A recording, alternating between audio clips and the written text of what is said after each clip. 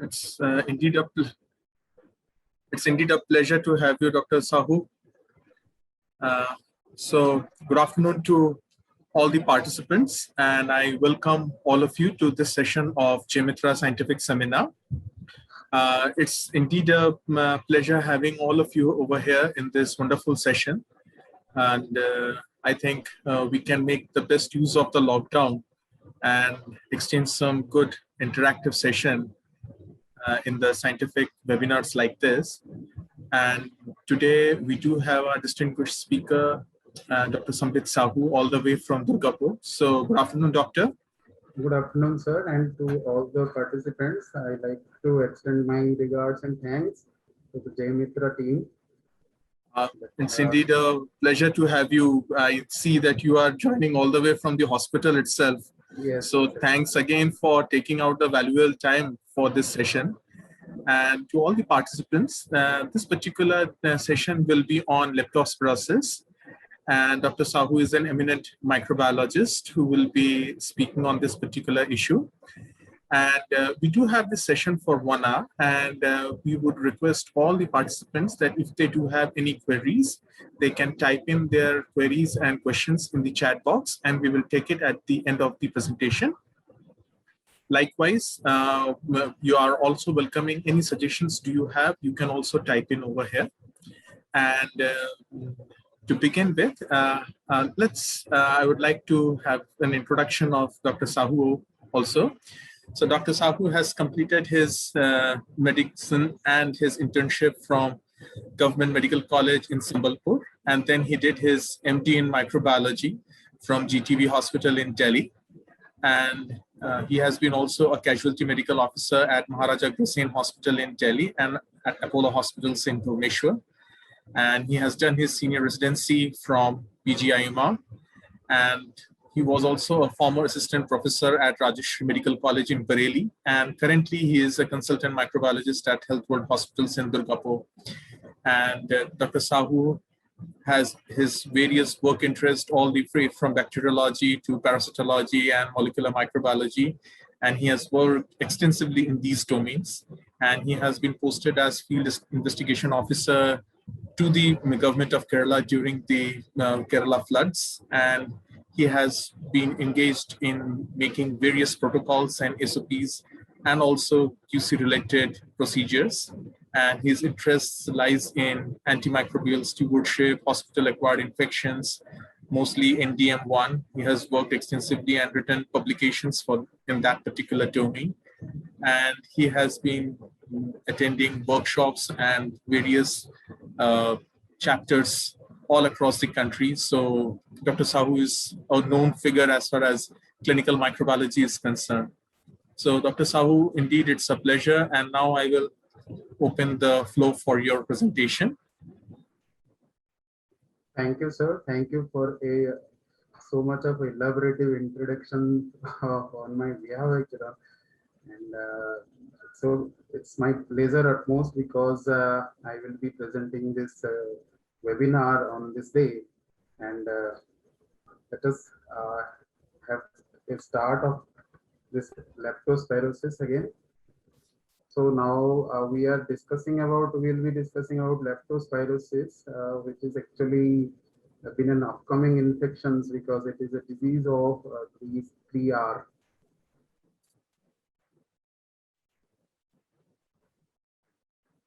So can I start my presentation, sir? Yeah, absolutely. I have already enabled the share screen, sir. Okay.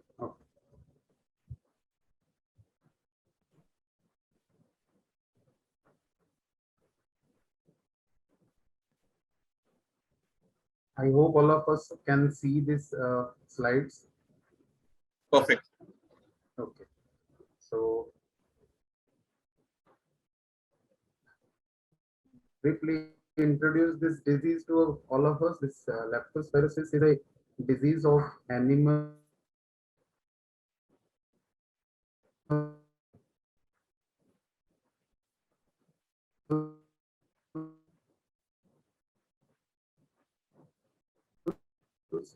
of animals in this it's caused by bacteria, which is viral bacteria, and it's mostly associated with three R, that is rice field, rain, and rats. Rats are the reservoir, and rice field. This is mostly in the rainy seasons. They got flooded or even accumulated water. They gone into the crevices of the holes in which the rat lives, and it will contaminated with the excreta of the rats or other domestic animals like rabbits, and they got infected, this water infected with leptospirosis. Now to start with, this is a zoonotic disease, as I have already mentioned it. This is leptospirosis. It should be it's also known as in various fevers like canicola, hemorrhagic jaundice, infectious jaundice, mud fever, spirochetal jaundice, swamp fever. These all are the common names in different part of the world. And we here as in, it is called as an hemorrhagic fever or this rat hemorrhagic fever. Seaverman's flu or the bacterial infection. It is, again, I am talking about this is a bacterial infection, which is Leptospira interrogans is the bacterium which cause this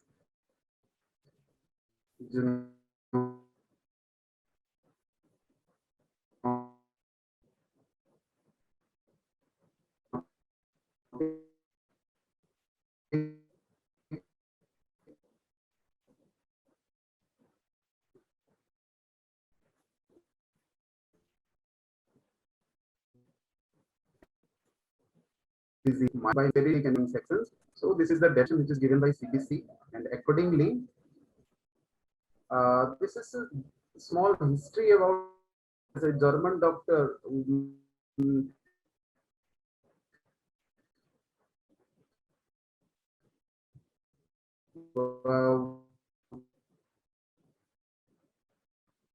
Adolf Will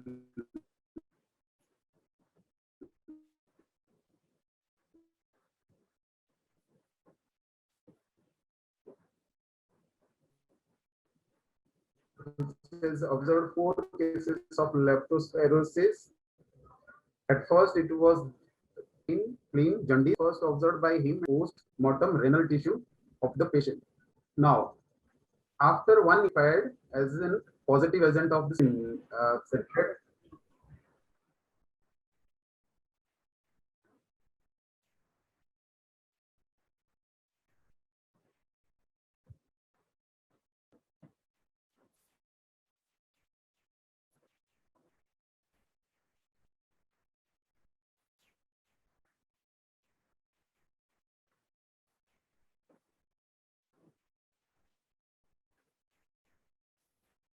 separate seminar which can be dealt with somewhere else, but we are now as an epidemic. This ergo ecosystem and livelihood of this coastal region depends upon rain or rainforest most of this time, and due to various modification of these coastal lines in the region, like forest afforestations or irrigation channels or the crops or modification of the crops in this region, and different alteration of the local ecosystems of this region helps this leptospirosis to grow at a bigger extent. Sometimes it is called as epidemic also, caused epidemics in Kerala, Karnataka, Maharashtra, and most of the parts of the Telangana as well. Now, I have got this recent spikes. This is dengue and leptospirosis cases in the last year, which has been in news also, and it again in Mumbai and adjacent Maharashtra and Karnataka is having all these leptospirosis cases in surge. Now you can see we will be discussing about this leptospirosis according to the cases which has been registered. This Andaman and Nicobar Island has a maximum amount of this leptospirosis cases registered as per square kilometer area, and it was at the British era. It was been first considered as an Andaman hemorrhagic fever, which causes as in hemorrhages on inside the lungs and inside the spleen, as in kidneys, and they at the time coined it as an hemorrhagic fever. This is caused in Andaman. That is why it is called. It was called as an Andaman hemorrhagic fever at the time. But right at 1980s, and after that, it was been identified as an leptospiral diseases. That is why it has been termed as a leptospiral hemorrhagic fever or icteric hemorrhagic fever. Now, in the Gujarat districts, 4 districts are mostly affected. That is Kutch, Jamnagar, Junagadh, and Bhavnagar. Most of these districts has been having a rapid surge of this leptospirosis during the rainy seasons. Again, some cases were also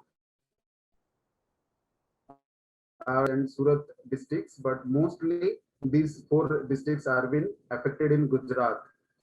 Again, Kerala, all the 14 districts of Kerala has been severely affected with this leptospirosis, and most of the time they were told as in it is endemic in Kerala.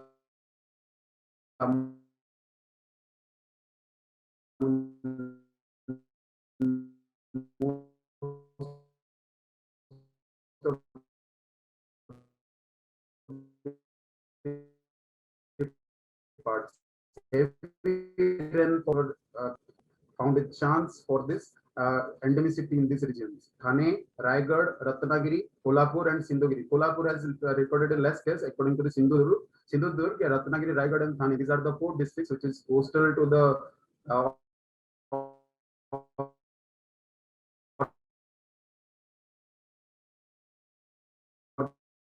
this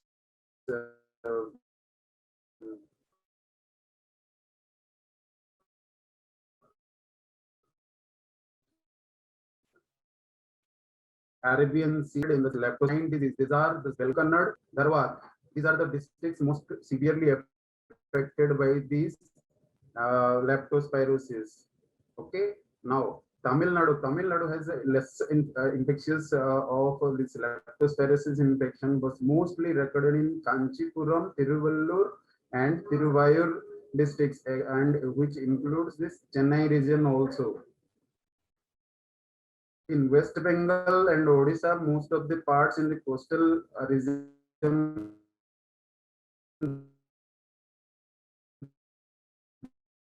they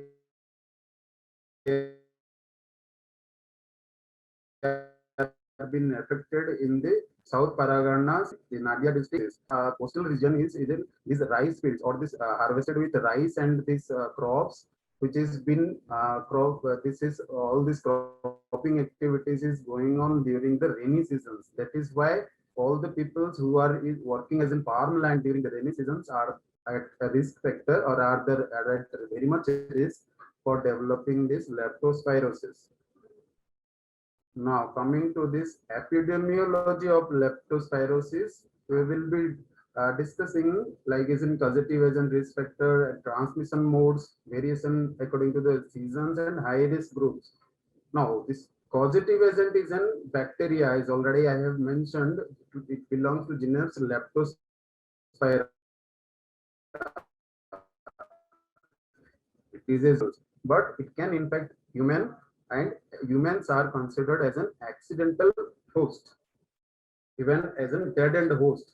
Now, most of the part of this genus Leptospira is having 2 species, Enterogens and Biplexa. This Biplexa is mostly saprophyte. That means it presents mostly in the mud water and do not causes as human disease. But Leptospira Enterogens, which is having 26 serogroups, almost 24 of them are pathogenic. 24 serogroups are pathogenic and 2 of them are belong to the saprophyte and they do not cause any human disease. But this Enterogens, Leptospira Enterogens is the positive agent in India per se. But apart from this Enterogens, in India, other species have also been identified like Andamana, Omana, Gripotyphosa, Hebdomadae, Semoranga, and javanica, there's one or two cases from the South India, it is the interrogant. How spirally coiled, these are the spiral coiled, of this bacteria, and this is electron micrograph, and you can see the ends of the spirograph. So this is like a question mark. That is why it is called interrogans.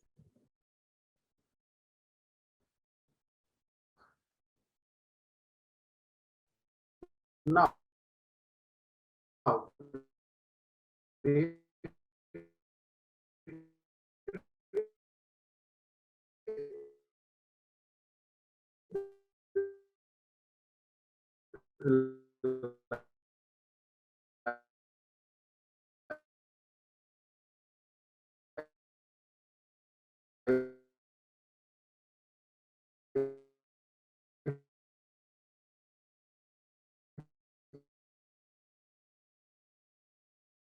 here this water and soil, again this rat has been infected from this what contaminated soil and water. Again this cycle is going on, but humans are mostly been in part of this infection because they accidentally been exposed to this contaminated water and soil during various uh, livestock activities like hunting, farming, all these activities. This humans are getting exposure to this leptospira and get this leptospirosis. So we have covered this causative agent. Coming to the risk factors. So in the risk factors, we will be discussing reservoir and carrier host, drainage congestion, waterlogging, how they are affecting this leptospirosis to be spreaded, and this soil salinization and soil temperature. All the factors are actually having or affecting this transmission of this leptospirosis. Now, reservoirs are the rats and rabbits. These are very wide range of the natural rodents which carries this leptospirosis, and non-rodents which includes rabbits. This transmission of this leptospirosis is continuous in the natural cycle, that is from the rabbit to the mammalian animals or mammalians, then again to the rabbits, and this intermediary is the soil or contaminated water. And these rats or rodents do not get infected by this leptospirosis. That is why they are acting as a reservoir only.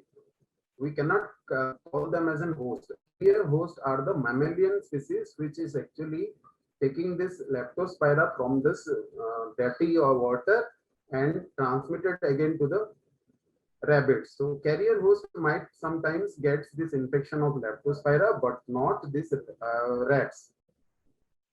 This carrier host might be lamb, sheep, goat, or cattle.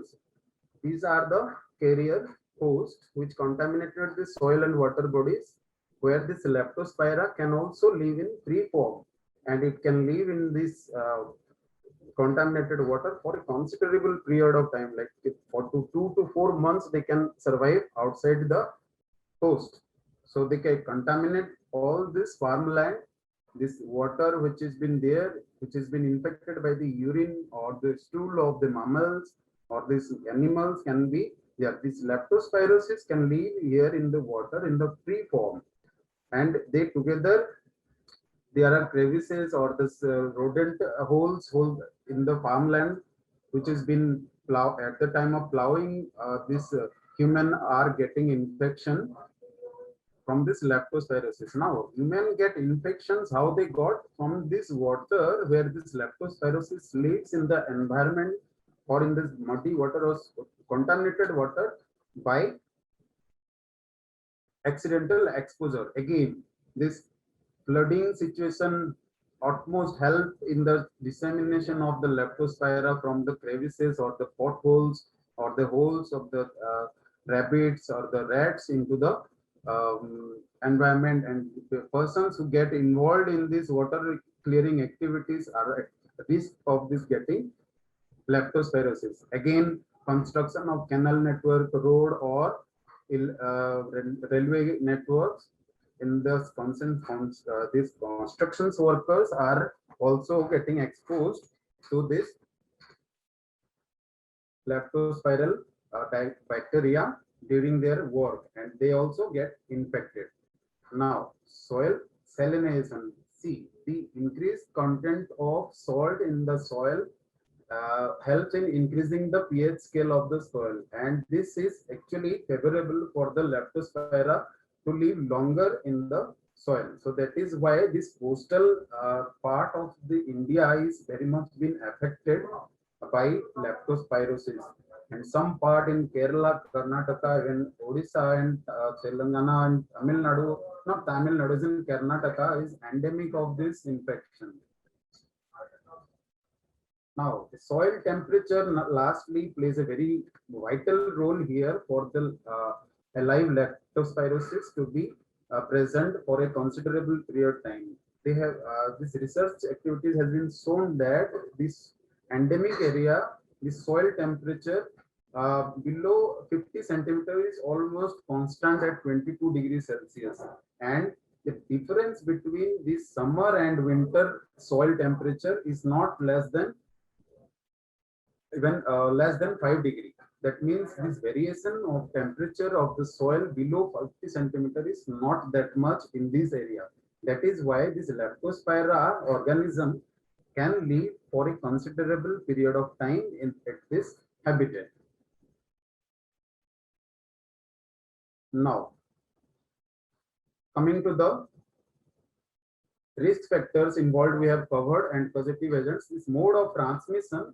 See, the humans can get infected when there are any wounds, direct contaminated wounds or open wounds is there, and they enter into this muddy water contaminated with this leptospirosis.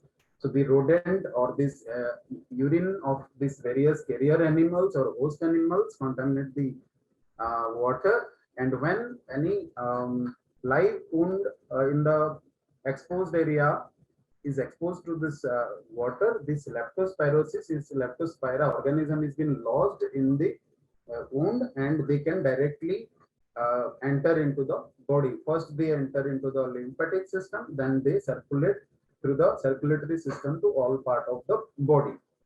Now, here this interesting feature is that you cannot find direct transmission. You cannot find direct human to human transmission. That is not from the sputum or just aerosol generation or from handshaking or for any sharing of any activities. The direct transmission is not yet reported in any part of our globe.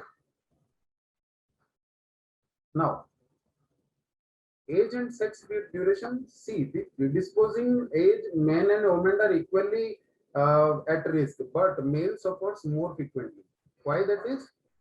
It is quite obvious because this occupational exposure in case of human male persons are much more as compared to females. That is why males frequently suffer. And the most favorable age group is again 20 to 45. See, this age group is actively involved in farming activities or this agricultural or in sanitation activities. So that is why also this age group is commonly implicated in the transmission or even acquiring infection of leptospirosis. This rarely occurs in the children or infant because they do not get exposed to this water or even this contaminated water most of the time. Okay. So, what are the seasonal variations? See, whenever there is water, whenever there is an water contamination, there is a chance of leptospirosis. So, the very much favorable season is rainy seasons. So, rainy seasons and post-rainy seasons are at very much risk for this leptospirosis for human being. Okay. Now, again in India, post-flood situation is very much favorable because all the holes of these animals, rat and rabbits, has been filled with this flooded water, and they contaminated the urine. Urine, which have this leptospirosis, can now freely roam in this flooded water. Now, any person, relief worker, may it be this rescue workers who has been involved in the rescuing operations. See, in this flooded situation, you cannot, you do not know what is behind or what is beneath this water level. might it be sharp object which may inflict injury at the time of relief operations also. And during that relief operations, after cut or even sharp cut can happen to the person who has been in rescue operation, and they can get this leptospirosis to this open wound. So again, after the seasonal variation is much more enhancing after rainy seasons. Now, high risk group, who are at high risk group is agricultural workers who is working on the farmland or sugarcane lands. See, the sugarcane lands, all the water has been there in the land itself. So these farmers are at higher risk. Again, the laborers which are involved in the cleaning operation of canals or this smaller channels which helps in irrigation of this farmland can also be affected. So any persons who are also involved in the cattle cleaning procedure and cattle business, they are also been. So the persons who is having livestock handling, they are also at risk of exposure of this leptospirosis. Again, at the fishermen, again the persons in the urban area who is actually involved in this cementing or this mortar activities in which they prepare the cement for various construction activities. See, this water which has been used here for construction activities come from a natural source and which might harbor this leptospirosis in it. So that is why they are also at risk of having this leptospirosis disease. And again, not less, this sewage workers. Sewage workers are at highest risk of this leptospirosis because the rats, which actually they live in the crevices on the sewages, canals or channels, they urinate in the water, and the sewage workers are at higher risk in the urban area for having leptospirosis. So this is briefly the epidemiology. Coming to the clinical presentations, these are having how different clinical types, what are the differential diagnosis, and what are the case definition. Now, see, this incubation period of leptospirosis is 5 to 14 days. That means a person which has been exposed more than 5 days ago with this contaminated water can have this leptospirosis disease. And this case fatality rate, though less, but it is considerably high after the flood or rainy situation. Clinically, there are 3 types of leptospirosis, and it is based on the symptoms of the patient. Now, anecteric, that means no icterus. Icterus is the jaundice. Icterus is the form of jaundice, and the icterus is otherwise called as jaundice. So, anecteric means there is no jaundice. This is a milder form, and the patient have fever, myalgia, and no jaundice. Here there is no jaundice, and almost 90% of patients having this anecteric type of leptospirosis. 5 to 10% of these patients who is having leptospirosis proceeds to icteric jaundice, in which all the symptoms of anecteric leptospirosis plus jaundice. So that is called icteric leptospirosis. Here is a moderate form of this leptospirosis is called icteric leptospirosis. The more severe form of this leptospirosis is called severe leptospirosis, which is having hemorrhages in various internal organs, may be liver, may be lungs, may be renal, which ultimately results in renal failure, respiratory failure, and multi-organ failure. And death rate is 0 to 15% in the severe forms. Okay. Now, briefly, this anecteric leptospirosis. Here, see this. I have already told you this fever is very much remittent in case of leptospirosis. It the temperature is 99 to 103 degrees Celsius all in the patient, and the characteristic feature is myalgia. Myalgia is muscle ache, muscle pain.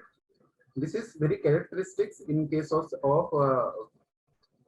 leptospirosis, which is very painful, and it is mostly located in the calf or abdominal or lumbosacral muscles. And this symptoms is very useful in diagnosing.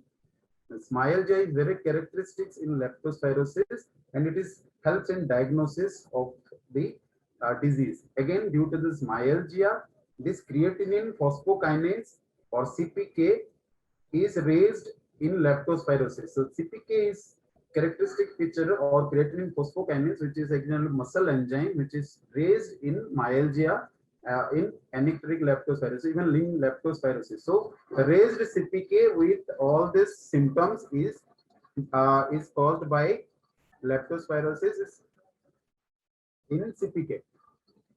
So here the CPK helps in diagnosis of this leptospirosis from other diseases which are having similar symptoms. Now conjunctival suffusion also occurs, which is actually hemorrhage inside the conjunctiva, which is a characteristic feature of leptospirosis. Headache, maybe in frontal region or frontotemporal region. Okay, again it's renal manifestations, which is ranges from mild proteinuria, mild proteinuria, and it may further progress to acute renal tubular necrosis, which is causing in acute renal failure. And hemorrhages in the various organs, like in the brain itself, lungs and spleens, are also characteristic features of this leptospirosis. Now, in the pulmonary manifestations, you can get hemoptysis, pulmonary hemorrhages, in the higher severe cases, but in case of anictoric, you can get cough with symptoms of chest pain or chest. Now, here in these cases, this pulmonary manifestation, due to this pulmonary manifestation, SpO2 is decreases in mild to severe form of the disease. Now, I already told you this icteric jaundice to a moderate form with the jaundice is called icteric leptospirosis, and all the symptoms are little milder. Here again, this myalgia along with raised CPK is characteristic feature of this leptospirosis. Now, severe leptospirosis, here different organs are been involved. Here this hepatic involvement is characteristic of raised SGOT, SGPT, and again this alkaline phosphatase is also raised. Now here you have to diagnose as a leptospirosis from other causes of the acute liver diseases. I will be discussing in this differential diagnosis. Renal involvement, intrarenal hemorrhages, or also there has been acute tubular necrosis due to the clogging of this platelet formed inside the vessels around the leptospira organism. So they clog the vessels of this renal arteries, and they cause acute tubular necrosis, which may result in renal failure. Pulmonary involvement in the severe form, hemorrhages at various places. Mostly it is located in the apical region of this lungs, and again which causes this pleurisy like symptoms, and also cause cough and hemoptysis or very severe hemoptysis. Cardiovascular involvement is very characteristic in cases of this leptospirosis. Here there are two forms: either you can get shock or arrhythmia. Shock is very much normal systolic functions, and with this extremities is very cold, and in arrhythmia mostly the supraventricular type of arrhythmia you can get, not the ventricular one. In the CNS involvement, you can get meningitis like symptoms due to this blockage of this minute artery which supplies the brain. You can get erythematous skin eruption in the severe form, which may result in the purplish rashes all over the body. Now, in pregnancy, this leptospirosis is very much fatal, both for the mother as well as for baby. Different kind of this pregnancy related or this infection related complications occurs in the pregnancy. Okay, and it is mostly found in the first trimester of the pregnancy or at the time of full term. Coming to the differential diagnosis, see, malaria, dengue, these are the seasonal variations which exactly similar with that of leptospirosis, because after rainy season there will be fresh water collection in different places. So the dengue fever and malaria are the differential diagnosis of leptospirosis. See, whenever there is a case of leptospirosis, you cannot differentiate from malaria unless until you are going for a diagnostic diseases. The clinical picture of malaria is very much similar with that of leptospirosis. Again, with the dengue fever is also very much similar with hemorrhagic rashes and this hemorrhages in different organs, multi-system involvement. Both are common in malaria and dengue fever.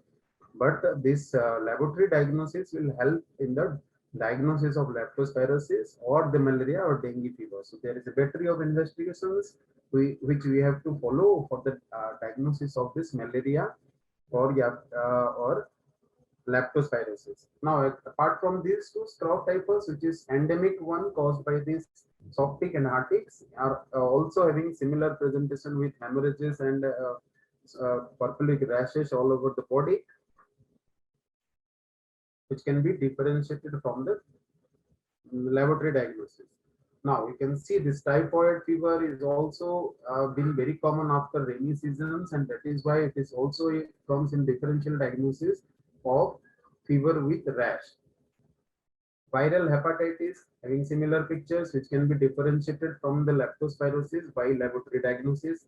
Again, alcoholic hepatitis. Here, alcoholic hepatitis, this is a chronic disease. This is not acute alcoholic hepatitis. This is, and here this SGOT and SGPT is not that much of raised in case of leptospirosis, but in alcoholic hepatitis, SGOT is highly raised. So this is briefly about the clinical presentations of leptospirosis. Coming to the lab diagnosis, we should first see that how this leptospira is been there for a diagnosis point of view, because this isolation and demonstration of leptospirosis is the gold standard for the diagnosis of leptospirosis. But the clinch is here that this isolation is cumbersome. Again, this demonstration of leptospirosis from the sample is very labor intensive, and it requires a very much expertise in the subject. You can miss the leptospiral organism even if you can see, even if you're not well versed with the morphology of this species or the genus. Now, to mention here, this leptospirosis is often misdiagnosed because this clinical picture is very much similar to other pyrexia of unknown origin like meningitis, influenza, all the type of fever with different manifestations with rashes is included in the differential diagnosis. So most of the time it has been misdiagnosed, and unless this diagnosis is not typically made, because we always search for the typical book definition of this leptospirosis, which is not been there in most of the patient. So that is why it has been also a cause of this misdiagnosis. Now, this minimal and no clinical manifestation occurs in most of the infection. That is why it is also a factor for misdiagnosis. Undifferential febrile illness, it is the key factor. That is why it has been misdiagnosed. Now, most of the cases, what we are in view of that, this leptospirosis is a disease of the rural areas where the mostly farmlands or these persons who are getting exposed. No, because it is incorrect, because the rural population as well as this urban population both are at risk because of this increasing changes in the habitat or this man-made changes in the ecosystem in the various places. That is why this is not now a rural disease exclusively, and it is also been seen in the urban areas. Now, clinical picture is not specific here in the leptospirosis. That is why you need this laboratory diagnosis at an importance in diagnosis of this leptospirosis. See, why diagnosis is there? Because there are treatment or management of the cases differs if it is leptospirosis or malaria or dengue. So this management protocol differs. That is why this laboratory diagnosis holds importance here in leptospiral diseases. Now, what are the samples? Blood samples, CSF sample, and urine samples are usually collected from the patients, and it has been subjected for diagnosis or laboratory diagnosis. Now, the blood sample collection is very much similar to other type of blood collection, or like the other type of blood collection. We need serum here only. So that is why we need only 5 ml of serum of blood to separate serum, and we will get 2 to 3 ml of serum is sufficient for the diagnosis. Now, this is a different situations when you cannot transport it in further to the laboratory within a stipulated time of 1 to 6 or 2 to 6 hours. You can refrigerate the serum, separated serum in 2 to 8 degrees Celsius, and it should not be frozen. Now this liquid portion after centrifugation or the supernatant portion is used for the diagnosis of this leptospiral diseases. Now, if it has been storing for a longer time, you can use 1% solution of sodium azide to the serum sample and store it at 4 to 8 degrees Celsius. Again, if there is symptoms of meningitis, you can collect the CSF sample in a sterile container in the very region of L3, L4 or L2, L3 in case of children, and this is CSF should be collected in 3 different vials. 3 different vials, one for cell count or pathological cell counts, one for biochemical, and one for culture or microbiological workup. Now, the CSF is transmitted immediately to the lab. If it is not possible, then at laboratory temperature, it can keep up to 24 hours. This urine sample is been collected with white mouth sterile container. Before this sample collection, you should periurethral cleaning with soap and water and discard the first part, collect the midstream clean catch, and then transport it to the laboratory as soon as possible. See, this urine is very much a good culture media for all the bacteria, E. coli, Staphylococcus, and again this coliforms like Klebsiella. All this can grow here in the urine. So that is why you have to transport it very much at a pace to the laboratory itself. Now, for samples should be properly labeled, and then if it is not possible to transport into the lab as in stipulated time, then you can store it for 4 to 8 degree for serology and molecular. You can store it ambient temperature if it is sent to the laboratory for culture. You can store it for ambient temperature if it is for culture. Now, these are the protocol for the laboratory investigations.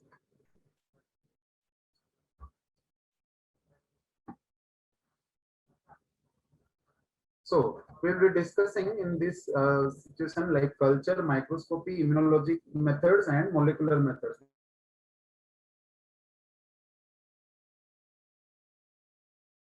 This culture and isolations are though considered as a diagnostic method, but these are very cumbersome and labor intensive methods, and chances of isolation of this depends upon the how well the sample is been preserved or how well the sample is being collected. Now this Leptospira is culture is the confirmatory and having the stronger evidence that this person is having leptospirosis. Now, blood culture, this ideal time is within 10 days. If there is a chances of isolation of leptospira, we use special media like EMJH and Fletcher's and Stewart. These are the specific media which is being used for blood culture.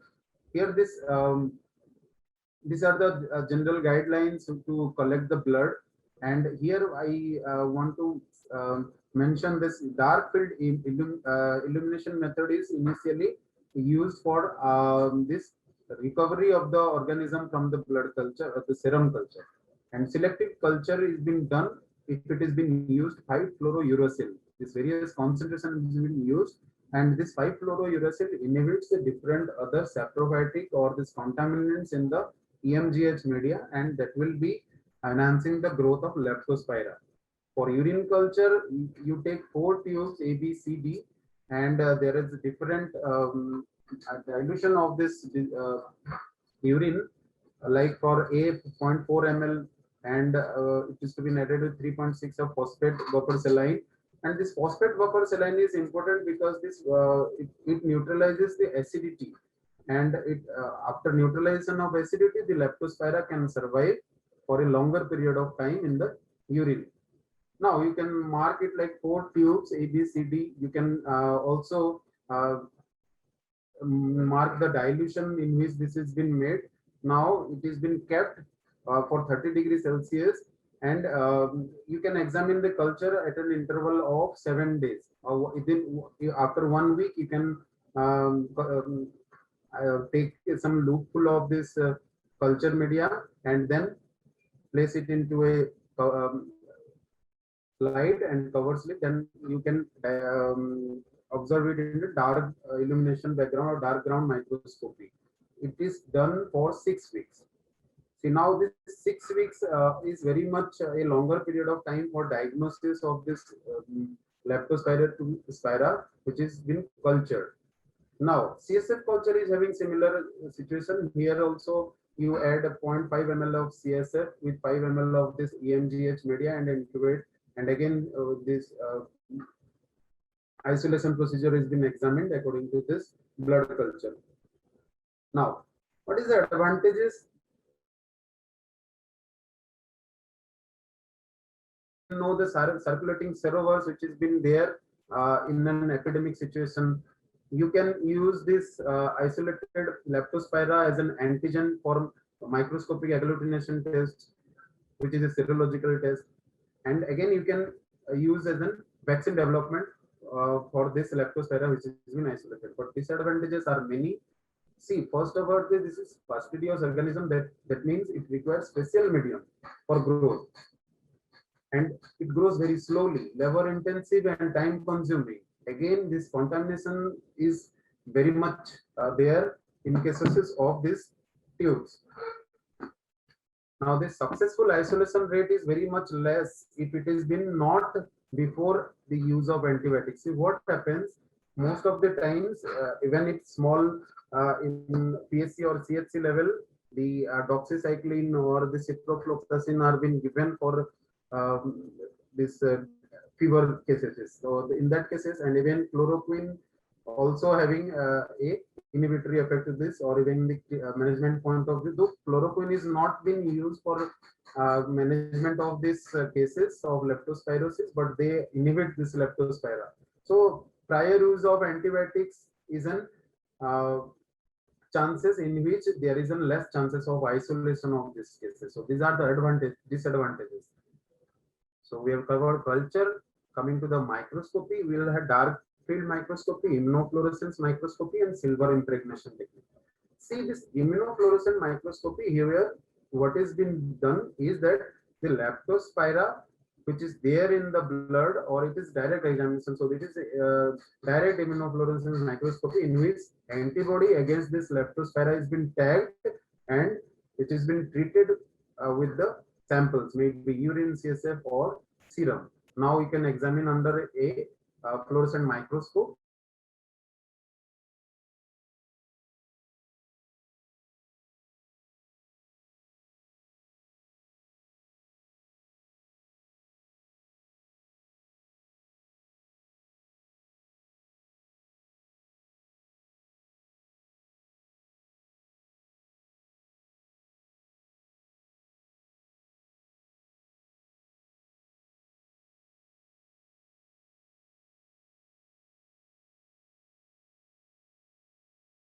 Bacteria in the dark ground microscopy. See, urine and other fluid, this process is very much similar. Here also, this centrifuged portion of the freshly voided urine is being used and dark ground microscopy. So the limitation of this microscopy is low sensitivity and specificity. Again, fibrin and similar proteins which is present in the blood can be similar in morphology of this leptospirosis, and they may need confusion in diagnosis or if you're having leptospirosis. And if this concentration of the organism in the blood or this sample is very much low, then you can miss the direct ground microscopy. And it requires a clinical expertise to identify this Leptospira in dark ground microscopy. Coming to the silver impregnation methods here, see there are used on the fixative and mordant. There are two chemical processes being used. One is acetic acid with formalin, which is act as a fixative, and mordant is tannic acid with distilled water with phenol. Now, here what happened, this after silver impregnation methods, this silver particles, the silver coated particles is being deposited in the cell walls of the Leptospira, and which actually enhance this slender organism into a very thicker form, and it can be identified after the silver staining method in microscopy at 40x, or even you can see at 100x. This is all about microscopy. Coming to the immunologic method, we are discussing about microscopic agglutination test, otherwise called as MAT, and latex agglutination based test and rapid based analyzer. Now, here this serological diagnosis, this microscopic agglutination test is being considered as a gold standard. Again, this is having with similar sensitivity and specificity with ELISA and rapid diagnostic test. Now, here, in case of macroscopic agglutination test, this is a gold standard detection for the serovar or serogroup specific Leptospira specific antibodies. Here, what antigen is being used is a battery of antigens which is being isolated from a different serovars of the Leptospira, which has been endemic to that region. Here, what happened? There is an ELISA plate. You first look all the ELISA plate with 50 ml of phosphate buffer saline. Now add 140 microliter to the second column. Again, here this is 150, 40 plus 50, this 190. So initially here it is 190 microliter plus 10 microliter of serum is being added to each of the well for each samples. Now here, now this dilution will become 1 in 20. Now you can discard 100 microliter out of it and dilute by pipetting 50 microliter from 1. 50 to here you can take 50, again 50, discard 50, 50, and from the last well you discard of this 50 microliter. Here now we will get like this dilution 1:20, then 40, then 80, then 160, and on. Now here after you add all the serum.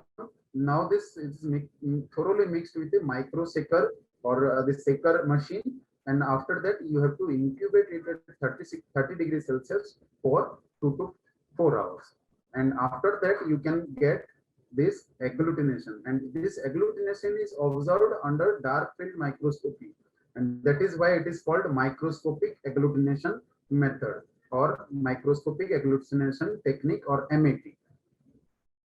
Here, what you can do is you can take a drop of this mixture which has been there from each of the plate into the slide, and then you can examine for this agglutination under 20x objectives. Okay, you can compare this agglutination with the controlled suspension of leptospirosis, which is diluted at 1:2 dilution with serum. Now, this agglutination is measured indirectly by establishing the reduction of leptospiral density with 50% in comparison to the density of the free leptospirosis in control. That means when is the free leptospirosis is act as a control, if there is a reduction of this leptospirosis, that means agglutination is 50% of that of free leptospirosis agglutination, you can diagnose as the positive cases. Now, this is the battery of these wells which has been identified. This is no agglutination. This picture is very pixelating actually. I cannot get a high resolution picture, but this will look like agglutination, like no agglutination. This leptospira, you can find individual leptospira which has been not agglutinating at any of the dilution. But if there is a clumping, you can get leptospira in clumping. Then some of them are free. Then again clumping of some bacteria, you can identify this clumping, and you can see it to which dilution this leptospira remains free in the microscopic agglutination test. So this is why the most thing to understand here is you require the live leptospira viruses for macroscopic agglutination test. See, you can see here this clumping. This clumping is been there.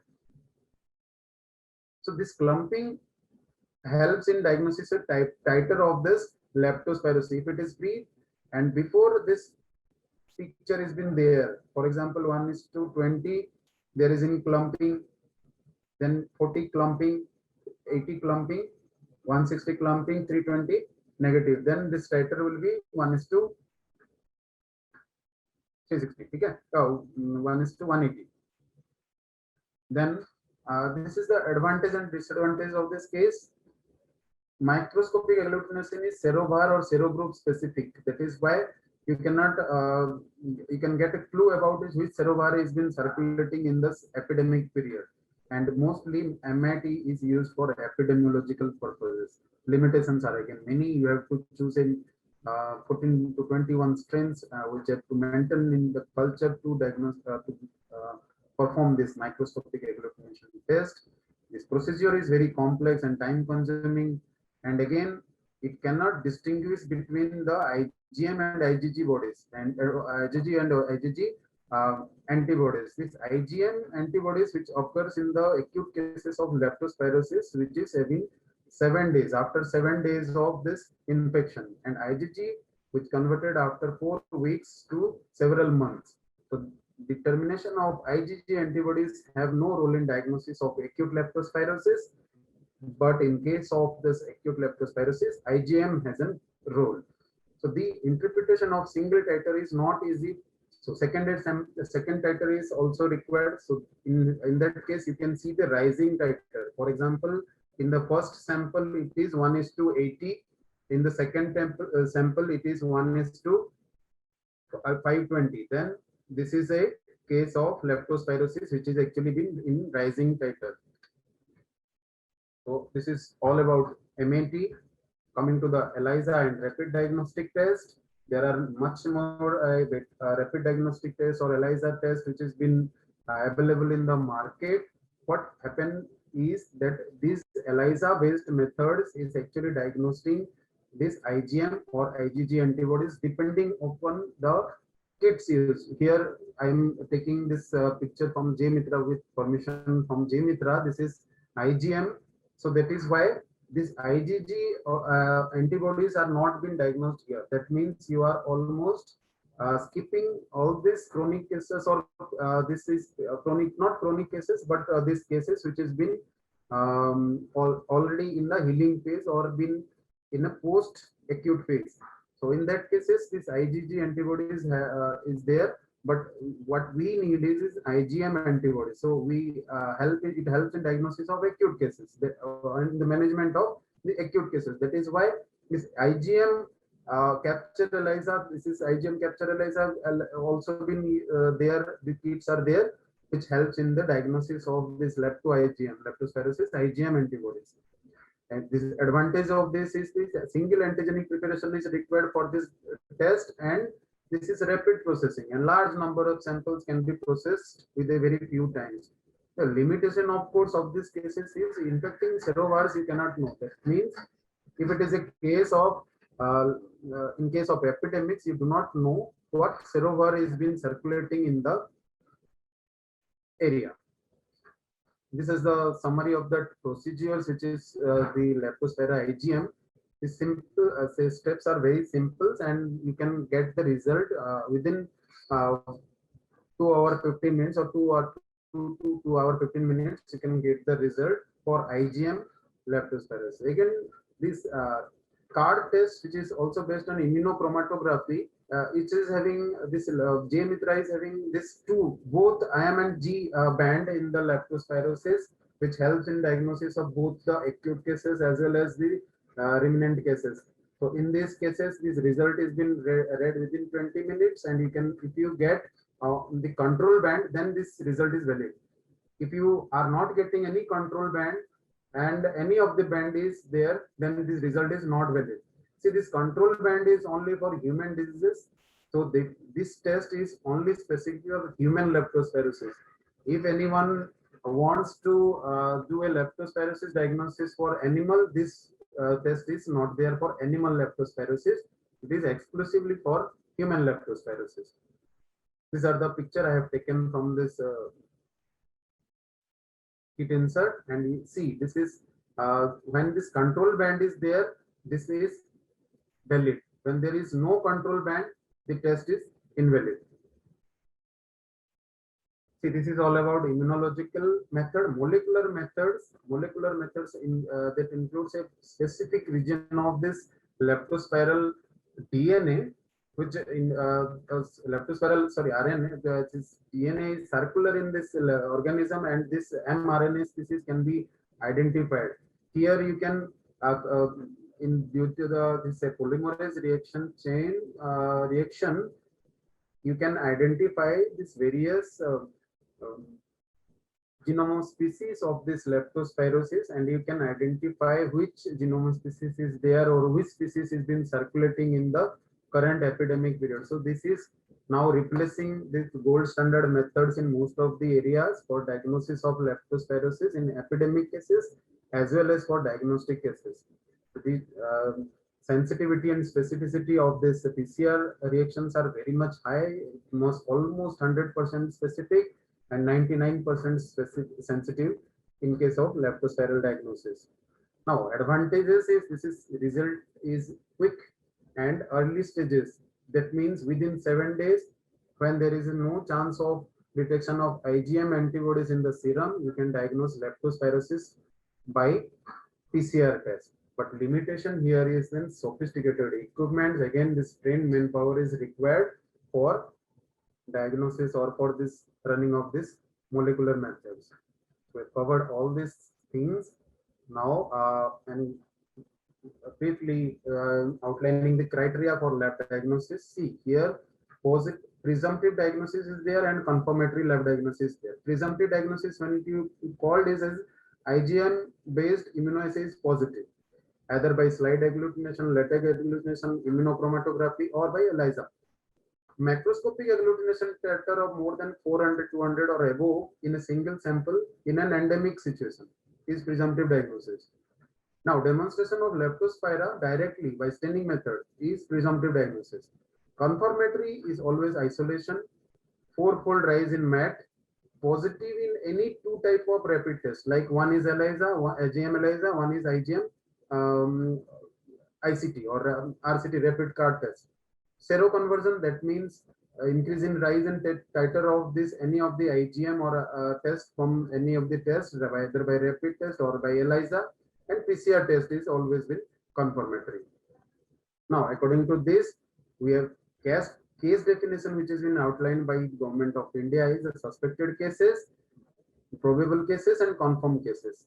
Now, these are the list in which the headache, myalgia, prostration associated is called suspected cases, calf muscle tenderness, conjunctival suffusion, anuria, jaundice, hemorrhagic manifestation, irritations. These all symptoms are actually very much similar in dengue as well as this malaria. Probable cases is presumptive laboratory diagnosis, which is one of these presumptive laboratory diagnosis. This one of these presumptive laboratory diagnosis with the symptoms is called this case definition as probable cases. Now, confirmed case, we will tell that this is a confirmed case when it has been there with suspected cases for probability, and confirmed is it does not take any way explanation to severity. That means a suspected cases may have a severe manifestation, a probable case may have a mild manifestation, a confirmed case may also have a mild. Suspected, probable, or confirmed case definition does not include the severity of the manifestation of this leptospirosis. These are some referral laboratories which are there for confirmation of this serum or urine or CSF in different part of our country. So I would like to outline the take-home messages from this webinar. First of all is early reporting to health facility can prevent the illness as well as mortality. Secondly, leptospirosis is caused by bacteria. It is found in urine of rodent, cattle, and pigs, and by contamination of this urine with the soil and water, the human beings are being infected. Now, this do not bathe, face wash or hand or dirty water. Do not use this in any conditions. Do not enter or work in dirty water without rubber boots or gloves in the farmlands. Again, if you have walked through the dirty water, on bare fruits, then thoroughly wash the feet with soap and water. And if it has been wounded, then proper wound toileting is been needed after if you have if you have got exposure to the contaminated water. Again, if any symptoms occur, consult doctor, and IgM antibodies determination will help after 7 days. Before 7 days, you can go for PCR determination. And keep your surroundings clean, clutter-free, and avoid rodent infestations. That is the only thing that you can reduce the chances of water contamination with the leptospiral bacteria. So this is all from my side. Hope I have elaborated the things. Thank you, Dr. Sahu, for this elaborate presentation. And I think you have covered almost every, what you can say, topic which is surrounded by this disease. And you have covered all the words. I mean to say, in a layman's term, I would think you have ticked all the boxes. Yes.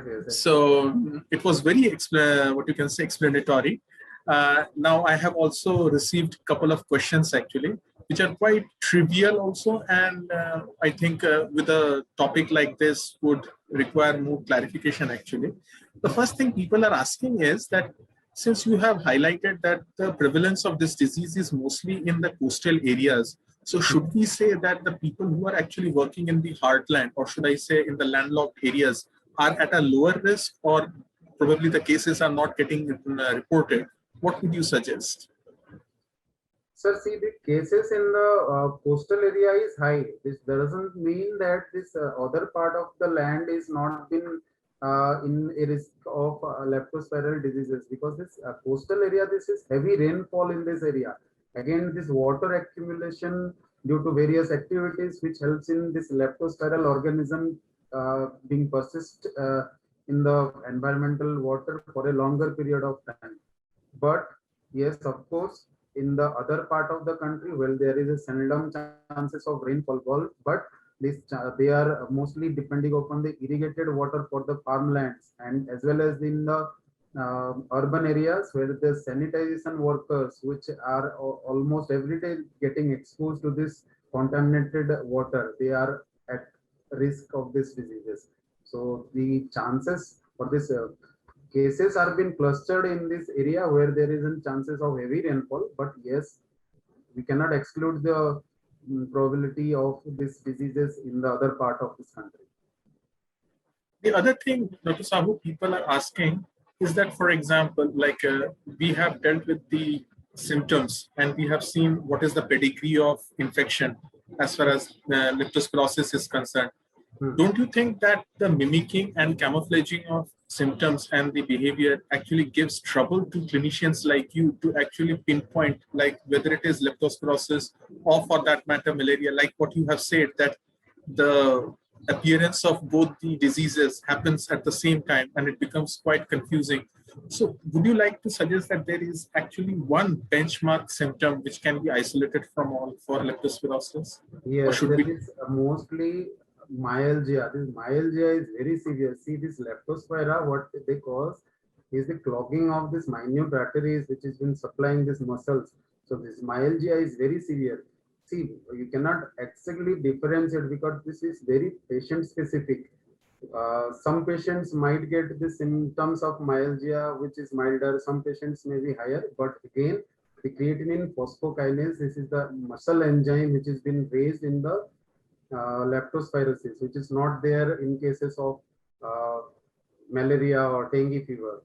Though hemorrhagic manifestation is very much similar to the leptospirosis, but here in leptospirosis, myalgia, mostly the backache or the calf muscles has been affected. Most of the time, these patients are not willing to get out of the bed, and they confused as in paraplegic patients or hemiplegic, or not hemiplegic, the paraplegic patients, and that is why they are they should go for IgM leptospirosis diagnosis along with creatinine phosphokinase. Apart from this, you can go for this laboratory diagnosis or common laboratory diagnosis in the form of CBC or the complete blood count along with the liver profile, which includes these liver enzymes and bilirubin. I will come. I will hold that diagnostic questions for the secondary part. There is one more thing which people have asked. Like since you have mentioned for dengue and also for scrub typhus, and mostly just because dengue is actually vector borne. Now talking about scrub typhus, sometimes it can be zoonotic also. Now, Yeah. if the rashes are concerned to be one of the major, what you can say, symptoms, what would be your suggestion for the screening? Because it happens to be occurring at the same, what you can say, pedigree of population, the farmlands and people who are working in the, what you can say, unhygienic conditions. Yes. See, this rashes in case of leptospirosis is due to this microartery clogging, and that is why this rashes appears within the first few days of the diseases in case of severe leptospirosis. But rashes in case of scrub typhus is chronic, and it appears after 7 to 10 days. First, differentiating feature. Secondly, this rashes of leptospirosis goes away without any clinical intervention to it.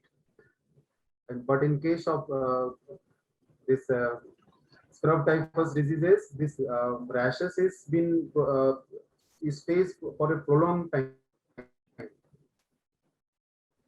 Okay. By So, asking the duration of the rashes, it might give a clue about leptospirosis. See, first of all, you have to see any micro abrasion or this fresh wound present in the patient. He will tell that there will be definitely a history of wound or during the process of farming or any other situation which he got into, and after that he is been exposed to the water.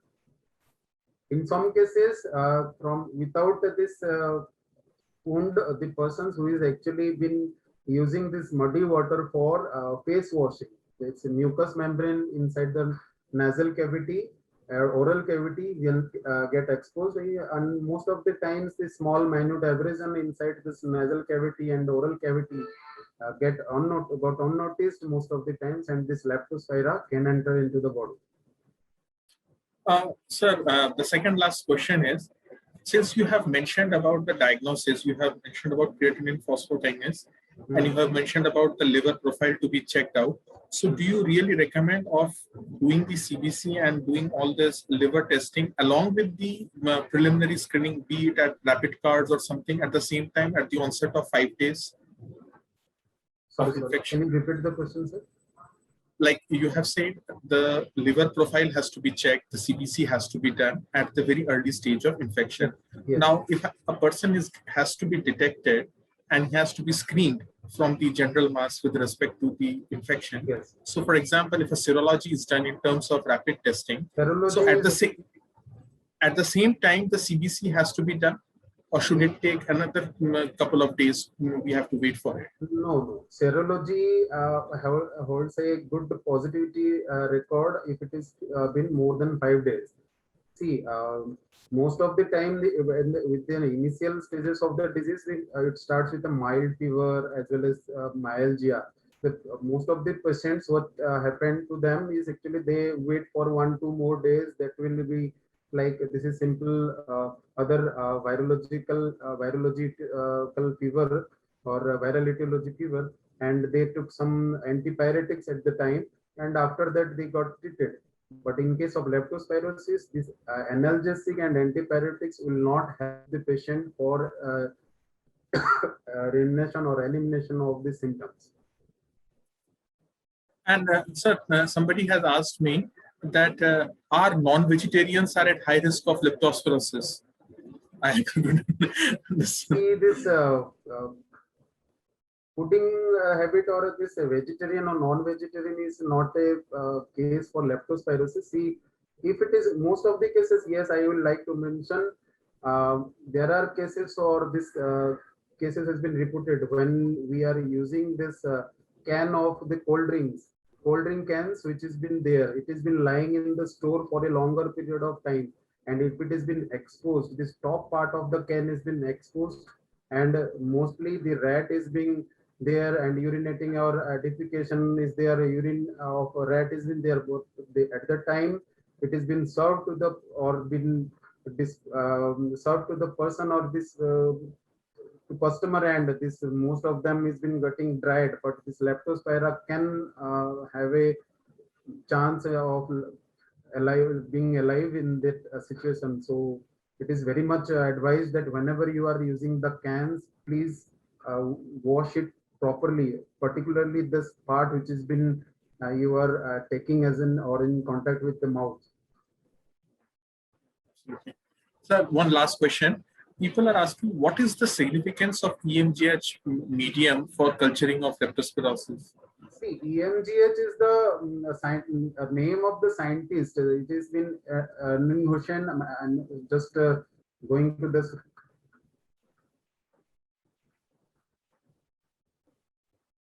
Yes, you can see this slide now.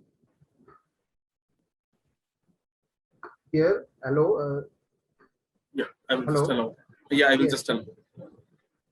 This is EMGH is actually a media which is specialized for isolation of this leptospirosis. This Ellingshausen, McCullon, Johnson, and Harris. These are the 4 scientists which is actually work on this media for differentiating this media. And this media is very much required for this isolation of leptospirosis. See, in this leptospirosis, what happened? This media is specialized. Here, this ammonium chloride is been used, which is used as a base. Hello? Yeah. This ammonium chloride is being used as a base. That is why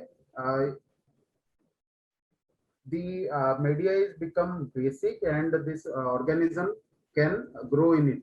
Now, again, it having buffer of disodium phosphate and potassium phosphate, which helps in growth of this Leptospira. Apart from that, this media also incorporates glycine, albumin, and hemine. Thiamine. These are all the ingredients which actually helps in growing of this bacteria. I've already. I think it's a specialized media which helps in, because it's a basic media and it helps out, because it will definitely not grow in anything which is less than 7, because it would require certain alkalinity to survive. Yeah. Very much correct. The nutritional demand, the bacteria of the demand of this bacteria is very much specific. Yeah, I understand. I think so. I think this is one question which I would like to raise to you. Sure. We are all living in this COVID pandemic, and unfortunately, in the second wave, we have had a plethora of symptoms coming to us, be it conjunctivitis, be it diarrhea, be it rashes. I mean to say, in tropical medicine, if I have to look into, I think these are the very first chapter which we deal with. Now, having said that, with these kind of symptoms, also mimicking with tropical medicine and with zoonotic diseases like Leptospira, what do you think the risk factor is applicable in the coming monsoons? Because we will again have rainy seasons coming in. Leptospira will be there. Okay, how do you think it will be classified, or should I say segregated between COVID and non-COVID patients, and how the management should be done? See, there are chances of multiplication of these infections. See, one can get leptospirosis with having COVID also. COVID-19 or this virus is actually been respiratory borne, and the symptom is actually respiratory specific. After that, respiratory secondary involvement of all the other organs in the COVID has been there, which is maybe in the form of this CNS involvement, which is having meningeal symptoms like irritation of meninges, and apart from this, fever is also there, and most of the time this patient is having a symptoms of respiratory failure. This respiratory failure is not due to hemorrhage inside the lungs, but due to this interstitial hemorrhages, which is been between the lining of the alveoli as well as this blood vessels, which is acting as a barrier for the oxygen absorption from the lungs itself. Secondly, this leptospiral lung diseases, which is also called as leptospiral lung or lung leptospirosis, in which these hemorrhages are very much prominent. See, no COVID patients will get this hemoptysis or gross blood in sputum. But here in leptospirosis, this leptospira, what they do is this: they plug the microcapillaries, which exactly resulting into the hemorrhages into the capillaries. So there is no long spaces for the oxygenation, and this blood is being sprouted out from the lungs to the upper respiratory tract and then out of the mouth, and which is resulting in hemoptysis and hematemesis also most of the time, because in patients who in an feature of blood which has been get into the food pipe, they can get hematemesis also. Hematemesis is blood vomiting, hemoptysis is blood coughing.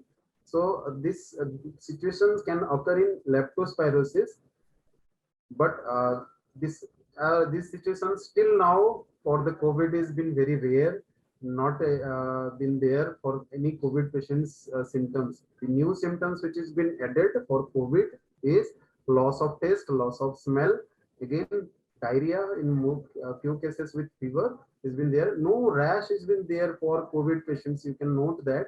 But see, again I am telling you, these diseases do not occur singly. One person can harbor COVID as well as malaria as well as leptospirosis together. So that is why in multiple diagnostic methods has been used to diagnose all the cases, because this management of this all the cases are little different.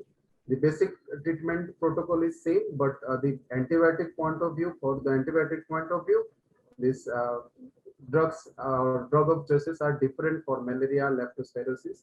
Absolutely, sir. And I think we just pray that we should not have any more severity. Okay, people are actually talking about the third wave. And I think kudos to all the Corona warriors, including people like you, sir, who are at the front line and who are treating. And I can't thank you all for your effortless, what you can say, you are working day and night to treat the patients. So before we end off, so allow me to share my screen actually. There's a token of appreciation from our side, sir, for you. And this is the certificate of appreciation for your generosity of coming into this particular session and apprising all of us for your these wonderful suggestions and this wonderful topic. This is just a soft copy of it, and one of our team members will definitely get in touch with you with the hard copy once the lockdown is eased actually. So it will be hand delivered to you, sir.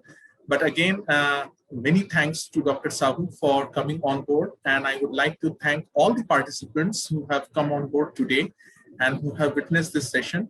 We assure you that in the coming days, we will also have COVID webinar series coming up, and multiple JSS will be happening on in various topics, all the way from vector-borne diseases to COVID.